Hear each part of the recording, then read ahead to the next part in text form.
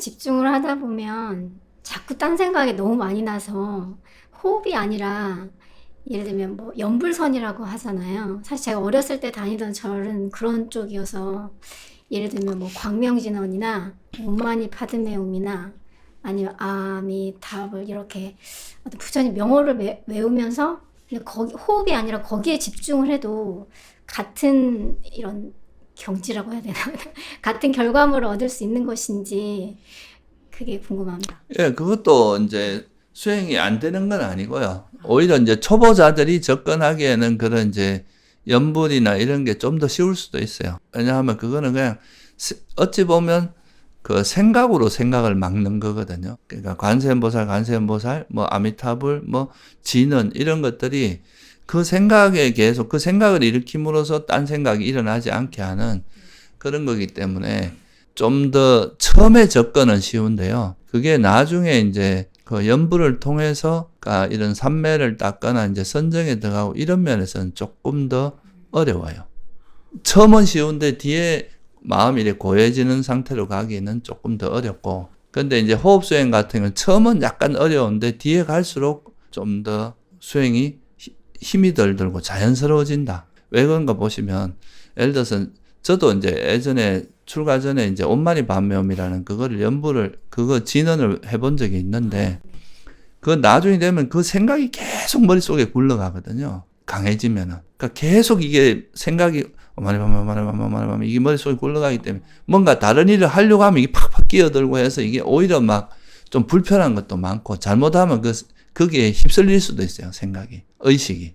근데 사실 이게 호흡 수행은 어떤 언어화된 게 아니라 그냥 숨이잖아요. 의식이 이렇게 그냥 대상만 이제 되어주면서 있는 거라서, 이거는 수행이 많이 진보가 돼도 오히려 그냥 이제 의식이 아주 깨어있는 그냥 그 상태, 그게 이제 그러면서 이렇게 환해진 그게 그냥 대상이 되지, 뭐 생각이나 이런 게 대상이 되는 게 아니라서 오히려 에너지 소모도 훨씬 적고 훨씬 편하거든요.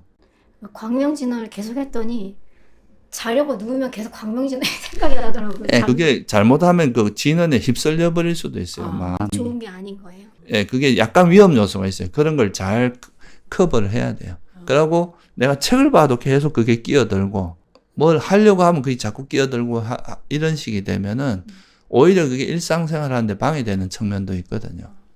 어렵더라도 호흡에 집중하는 걸로 바꾸는. 여기는 또 그걸 가리키는 곳이니까 그렇게 말씀을 드리는 것도 있고, 또 이 수행이 그 부작용이 제일 적은 수행 중에 하나예요. 그러니까 그런 문제가 훨씬 적고, 또 호흡에만 너무 막 집중하려고 애쓰다 보면 이게 잘못하면 상기될 수도 있는데, 여기서 우리 선언에서 이제 제가 가리키는 방식은 생각을 이제 그런 번뇌를 놓으면 자연스럽게 이제 집중이 되게 하는 거예요. 이렇게 하면 절대 상기 안 걸리거든요. 과하게 집중하려고 하면 상기가 될 수 있고, 그리고 이 생각이 나중에 아까도 말했지만 이 생각이 계속 굴러가면서 내 의식을 거의 끌고 가다시피 되기도 하거든요. 그래서 그거는 잘못하면은 그런 위험성도 있어요. 그럼 중단하는 게 좋은 거예요? 아니면은?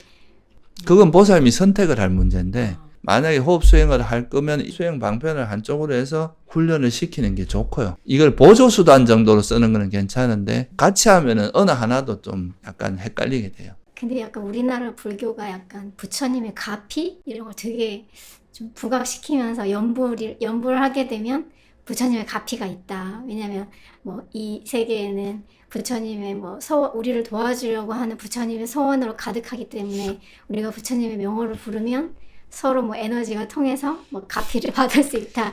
뭐 이제 아무래도 불교도 종교적인 요소가 약간은 그 일반 종교가 가지고 있는 그런 요소를 싹 배제하면 신도들이 들어올 문이 되게 좁아지잖아요. 그래서 그런 거를 활용하기도 하는데, 잘 생각해 보시면 보살님이 이제 이런 번뇌가 없어지면 자기 스스로가 되게 지혜로워지고 판단력이 뛰어나지거든요. 가피 없어도 잘 됩니다. 그리고 그런 가피라고 하는 건 사실 약간은 신비적인 거지. 물론 세속에서도 그렇잖아요. 자기가 열심히 하면 주변에서 누군가 나와서 도와주고 이런 일들이 있잖아요. 그런 것이 뭐 가피라면 가피인데, 실제 뭐 부처님께서 도와주고 이렇다기보다 스스로 만드는 거고, 부처님께서도 항상 우리가 불교에서 하는 말이 자업자득이잖아요. 자기가 짓고 자기가 받는 거잖아요. 자기가 노력하고 막 애를 쓰고 이러는, 그러고 주변도 도와주고 내가 보시도 하고 막 이렇게 공덕도 쌓고 이러면은 그 나한테 도움을 받은 사람들이 나중에 또 나를 도와주고, 또 그렇게 하다 보면은 물론 그런 것도 없진 않아요. 천신들 중에서 좋은 천신들이 이제 수행 열심히 하고 이런 사람도 좀 보호해주고 이런 게 있긴 있지만, 그런 거에 자꾸 마음이 가면 이게 현실감이 없어지거든요. 그거는 이제 부수적으로 따라오는 거지, 내가 그런 걸 쫓아서 가는 거는 이제 올바른 방향이라고 보기는 좀 어렵죠. 가피는 스스로 만드는 겁니다. 네.